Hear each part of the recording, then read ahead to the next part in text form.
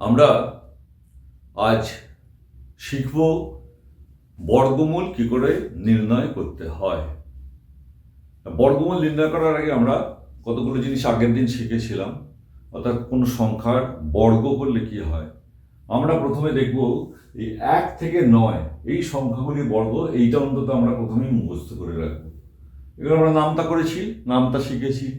নামতা যখন শিখেছি তখন 1 স্কোয়ার মানে 1 1 1, 2 2 4, 2 স্কোয়ার মানে 2 2 4, 3 স্কোয়ার 3 3 9, 4 4 16, 4 4 স্কোয়ার, 5 স্কোয়ার করলে 5 5 25, 6 6 36, 6 স্কোয়ার, 7 7 49, 28 64, 8 স্কোয়ার, 9 স্কোয়ার 9 9 81।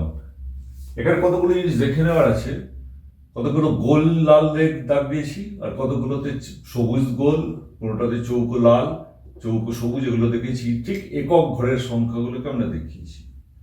এইগুলো আমাদের খুব ভালো করে মনে রাখতে হবে যে কোনখানের ক্ষেত্রে 1 হয়, কাদের কাদের গুণ করে 1 হয়, অর্থাৎ কোন কোন সংখ্যার একই সেই সংখ্যা দিয়ে গুণ করলে আমরা শেষের অঙ্কটাতে 1 পাই।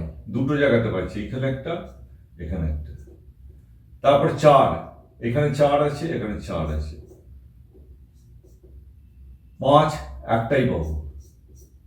6 এখানে 1 2 3 4 চারটে, এইখানে পেলাম আর এখানে পেলাম। 9 দুই জায়গায় পেয়েছি। তাহলে এইগুলো আমাকে তৈরি করতে হবে, এগুলো আমাকে ভালো করে মাথার মধ্যে রাখতে হবে বর্গমূল করার সময়, কারণ এই ভাগ পদ্ধতি করার সময় তো আমাদের এটা খুব ভালোভাবে কাজে লাগবে। আমরা এখন প্রথমে দুটো পদ্ধতি আছে আমরা জানি।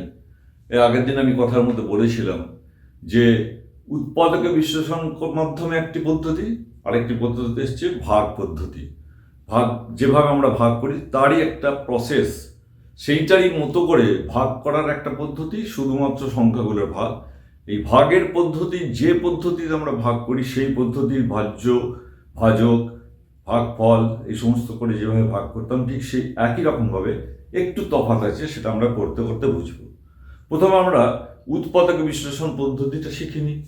উৎপাদক বিশ্লেষণ, উৎপাদক কাকে বলে আমরা যখন দেখেছি, আমরা যদি ধরি 10, 10এতে কি হয়, মৌলিক সংখ্যা দিয়ে ভাগ করতে হবে। 2 দিয়ে 10কে ভাগ করা যায়, 2 দিয়ে ভাগ করলে আমরা পাই 5, আর 5কে ভাগ করলে 5 দিয়ে ভাগ হবে, পড়ে থাকবে 1। তাহলে 10কে আমরা তিনটে উৎপাদক পেলাম, একটা হচ্ছে 2, একটা হচ্ছে 5, আর শেষে 1। এটা সবার ক্ষেত্রেই আসবে 1 কথাটা। 10কে তিনটে ভাগে ভাগ করলাম, 3টে উৎপাদক বা 3টে গুণনীয়ক পেলাম। ঠিক এই গুণনীয়ককে ভেঙে নিয়ে কোনো সংখ্যার বর্গমূল করা, সেটা আমরা এখন শিখব। এই সংখ্যাগুলো বর্গমূল করার জন্য যেটা শিখব সেটা হচ্ছে, আমি প্রথমে একটা সংখ্যা ধরি। আগের দিনের সংখ্যাটাকে আমরা বলেছিলাম, আগের বারে যখন অঙ্কগুলো করেছিলাম বর্গমূল কি, বর্গ কি, তখন আমরা এই কথাগুলো বলেছিলাম। একটা সংখ্যা হচ্ছে ধরলাম 441। 441কে আমরা উৎপাদকে বিশ্লেষণ করবো। আমরা উৎপাদকে বিশ্লেষণ করার পদ্ধতি জানি, এইভাবে লিখে আমরা উৎপাদক বিশ্লেষণ করি। শেষে 1 আছে, তাহলে এটা 2। এই যে মৌলিক সংখ্যা, প্রথম মৌলিক সংখ্যা একটা সংখ্যা 2 দিয়ে এটা ভাগ করা যায় না, কারণ এটা জোড় সংখ্যা নয়, এটা বিজোড় সংখ্যা। তারপর এটা 3 দিয়ে ভাগ করলে 4 আছে, 8 আর 9, 9কে 3 দিয়ে ভাগ করে, তাহলে এটা 3 দিয়ে বিভাজ্য হবে। 3 দিয়ে ভাগ করলে কি হয়, 3 1কে 3, 14, 7 2 3 4 12, 12 পরে থাকছে 2, 3 7 21, 147। আবার দেখি এটা কত দিয়ে যায়, 3 দিয়ে যায় কিনা দেখি, 2 দিয়ে তো যাবেই না, কারণ এটা বিজোড় সংখ্যা। 4 1 5-এর সাথে 12, 12কে 3 দিয়ে ভাগ করা যায়, 3 4 12, তাহলে 3 দিয়ে এটা যাবে। 3 4 12, 2 3 9 27। এই 49 দেখলেই আমাদের মাথার মধ্যে এসে গেল যে আমরা এখানে দেখেছিলাম 49, 7 7 49, তাহলে এটা 7 × 7। আর একটা সংখ্যা যেটা 7 1 7, 7কে 1, তাহলে আমরা 441কে লিখলাম উৎপাদকে ভেঙে 3 × 3 × 7 × 7 × 1। এই 1টা আমার প্রয়োজন এখানে আসছে না, এটা দিয়ে আমরা কিছু করব না। এবার 2 3, 2 7 কি লিখেছিলাম, 2 7 মানে 7 স্কোয়ার, 2 3 মানে 3 স্কোয়ার। তাহলে আমরা কি পেলাম? 441কে ভেঙে দুটো জিনিসের দুটো বর্গ পেলাম, 3 আর 7 এবার এটা বর্গমূল, তাহলে 441 বর্গমূল এর বর্গমূল ইকুয়াল টু, আমরা আগের দিন চিহ্ন শিখিয়েছিলাম, এই চিহ্নটা, এটাকে বলা হয় রুট ওভার। রুট বর্গের বর্গ করার জন্য, বর্গমূল নির্ণয় করার জন্য এই চিহ্ন দিয়ে আমরা চিহ্নিত করি। এর ভেতরে লিখলাম 441। এই 441 মানে কি? রুট ওভার চিহ্ন দিলাম। 441 মানে কি পেয়েছি? 3 গুণ 7। এরপরের স্টেপটা হচ্ছে এই বর্গমূল চিহ্নটাকে আমি উঠিয়ে দেবো, সঙ্গে সঙ্গে এর মাথার দুটো যে 2 আছে দুটো 2 তুলে দিলাম, তাহলে একে বলা হয় বর্গমূল, অর্থাৎ মূল সংখ্যাটা বেরিয়ে গেল 3 গুণ 7 = 21। আমরা তাহলে কি লিখতে পারি? 441 বর্গমূল সমান 21। এটা হচ্ছে উৎপাদক বিশ্লেষণের পদ্ধতি। পদ্ধতিটার নাম কি? উৎপাদকে বিশ্লেষণ। এটা হচ্ছে 1 নম্বর। আমরা উৎপাদক বিশ্লেষণ পদ্ধতিতে বর্গমূল করলাম 441। ঠিক এরকম ভাবেই প্রত্যেকটি অঙ্ক বর্গমূলের যে পদ্ধতি, উৎপাদক বিশ্লেষণ পদ্ধতি, এটা আমরা শিখে নিলাম। এবার আমরা আসবো পরের পদ্ধতি। এবার দ্বিতীয় পদ্ধতি, 2 নম্বর পদ্ধতি। 2 নম্বর পদ্ধতি বর্গমূল করার নিয়মে ভাগ পদ্ধতিতে হবে। ভাগ পদ্ধতিতে আমরা দ্বিতীয় 2 নম্বরটা হচ্ছে ভাগ পদ্ধতি। এটা করবো কি করে? ভাগ করার সময় কিন্তু আমরা এরকম ভাবে করি। ভাগ করার সময় আমরা এদিক থেকে দেখছিলাম, এটা হচ্ছে ভাজ্য। ভাগের ক্ষেত্রে সেই ভাজ্যটাকে ভাগ করতে গেলে কি ভাগ একটা কিছু দেওয়া থাকবে, অর্থাৎ ভাজক দেওয়া থাকবে। এখানে ভাজকটা নেই, ভাজকটা আমাদের তৈরি করতে হবে। এই 441 মধ্যে তখন আমরা এই ডান দিক থেকে এদিক থেকে আমরা দুটো করে সংখ্যা নিয়ে আমরা করে যাবো। যদি আরো বড় সংখ্যা থাকে তাহলে আরো দুটো দুটো দুটো করে চলবে। আমরা ক্লাস 6 পড়ার সময় 3টে সংখ্যা দিয়েই করে দেখি কি হয়। তাহলে এই একটাই হবে এখানেতে। এইবার আমরা ভাগটা করব, ভাগ পদ্ধতিতে করব। এখানে একটা দাগ দাও ভাগের জন্য, এই ভাগ, এখানে দাগ দিয়ে দিলাম। এখানে লিখবো কিছু কথা, আর এইখানে দাগ দিলাম। এর মাথাতে আমরা ভাজক ভাগফলটা লিখবো। এটা করে যাওয়া হবে। 1 1 কে 1 হয়, আরো সংখ্যা যায় কিনা দেখি। 2 2 4 মিলে যাচ্ছে, তাহলে 2 দিয়ে আমি এখানে প্রথমে ভাগটা করি একটা সংখ্যা। তাহলে ভাজক তৈরি করলাম 2। কাকে করছি? প্রথম যেটা আছে বাঁ দিকের সেইটা। এটা করলে কি পেলাম? 2 2 এখানে লিখলাম 2। এই 2 2 4, 2 2 4 এখানে করেছি, 4টা এখানে লিখে দিলাম।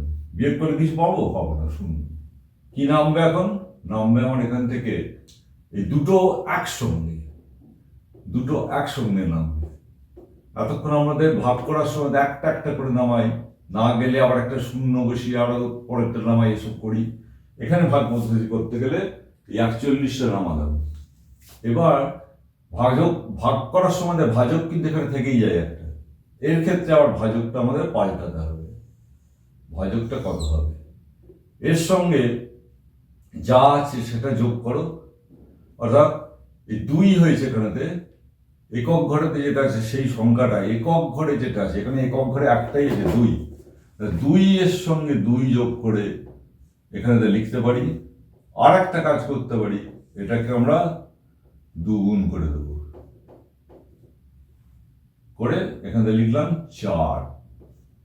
এখানে লিখলাম আমরা 4। ভাজকটা পাল্টে গিয়ে হয়ে গেল 4। এবার 4-এর পাশে একক ঘরে একটা কোনো সংখ্যা বসবে, যাতে সেই সংখ্যাকে গুণ করে এই সেই সংখ্যাটা এখানে বসানোর পরে এটার সঙ্গে এটা গুণ করে এইটা আসে। তাহলে আমার এখানে ভাগটা মিলিয়ে যাবে। এখানে তাহলে আমাদের বর্গমূলটা শেষ হয়ে যাবে, কারণ এখানে দুটো আর নেই। এবং এটা একটা পূর্ণবর্গ সংখ্যা। পূর্ণবর্গ সংখ্যা আমরা লিখে দিয়েছিলাম যে পূর্ণবর্গ সংখ্যা হচ্ছে 4, 1, 4, 9, 16, 25, 36, 49, 64, 81 এরকম করতে করতে চলবে। 10 10 100, 11 11 121 হয়। যাদের বর্গমূল করলে ভাগশেষ কিছু থাকবে না তখন সেই সংখ্যাটা হচ্ছে পূর্ণবর্গ সংখ্যা। এটা একটি পূর্ণবর্গ সংখ্যা। এই পূর্ণবর্গ সংখ্যাটার বর্গমূল নির্ণয় করতে বলেছে। এরপরে উঁচু ক্লাসে গিয়ে আরো সমস্ত আছে, বর্গমূল নির্ণয় করার পরবর্তীকালে দশমিক দিয়ে দিই, সেগুলো আরো আছে, সেগুলো আমরা এখন করছি না। আমরা খুব সহজভাবে প্রাথমিক যে ধারণা সেটা করছি। এবার এখানে এক যেই বসালাম, এই 441কে 1 দিয়ে গুণ করব।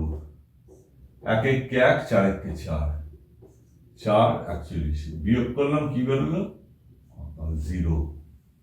তাহলে আমাদের এই 1 বসিয়েছি, ঠিক সেই রকম ভাবে এই একটাও আমাদের এখানে করতে হবে ভাগফলেতে। তাহলে আমাদের ভাগ পদ্ধতির সাহায্যে 441-এর বর্গমূল = 21। তাহলে আমরা দেখলাম যে উৎপাদকে বিশ্লেষণ পদ্ধতিতে যা বেরোলো, উৎপাদকে বিশ্লেষণ করেও আমরা যে বর্গমূল করলাম তখনও বেরোলো 21। 2 নম্বর পদ্ধতিতে আমরা ভাগ করলাম উৎপাদকে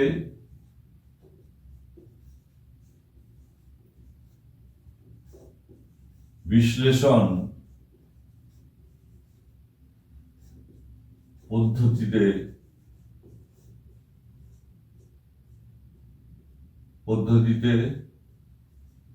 441 441 = 21। আবার ভাগ পদ্ধতিতে করেও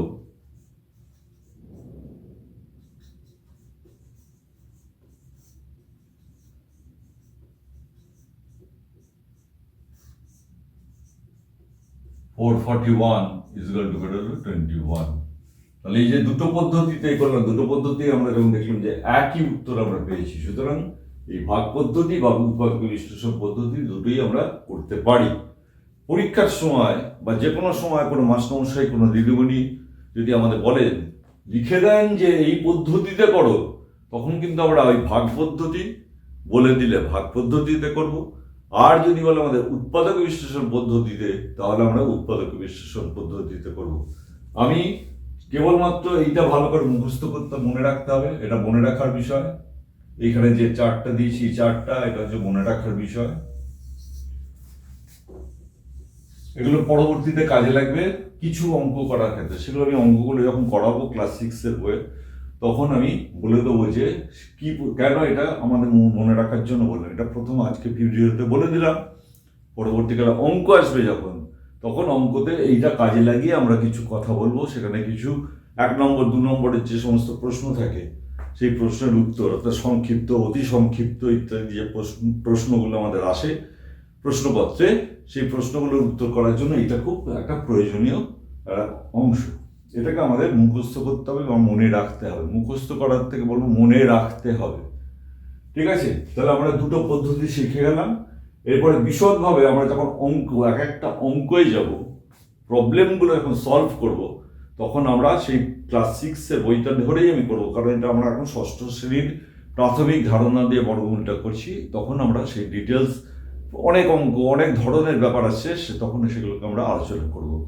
এখন শুধুমাত্র আমি বর্গমূলের দুটো পদ্ধতি কিভাবে হয়, কি পদ্ধতিতে হয়, এইটুকুটা আমি দেখিয়ে দিলাম, লিখিয়ে দিলাম। এটা তোমরা ভালো করে বারবার দেখো, বিভিন্ন সংখ্যা নিয়ে নিয়ে করে দেখো যে এটা হয় কি না। ঠিক আছে? এরপরে আমরা মূল যে সমস্ত চ্যাপ্টারের, অর্থাৎ অধ্যায়গুলোর মধ্যে যে অঙ্ক আছে, কষে দেখি, নিজে করি, এবং প্রত্যেকটি চ্যাপ্টারের আগে যে অঙ্কগুলো উদাহরণে দেওয়া আছে, সেগুলো কিন্তু আমাদের অবশ্যই নিজেদেরকে করতে হবে।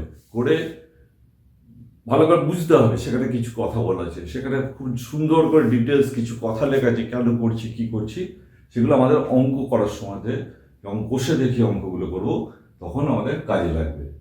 আজ এই পর্যন্তই এই ভিডিও। এরপরে আবার অন্য ভিডিওতে আমাদের চ্যাপ্টারের অঙ্কগুলোকে ধরে আমি অঙ্কগুলো এগিয়ে যাব তোমাদের জন্য।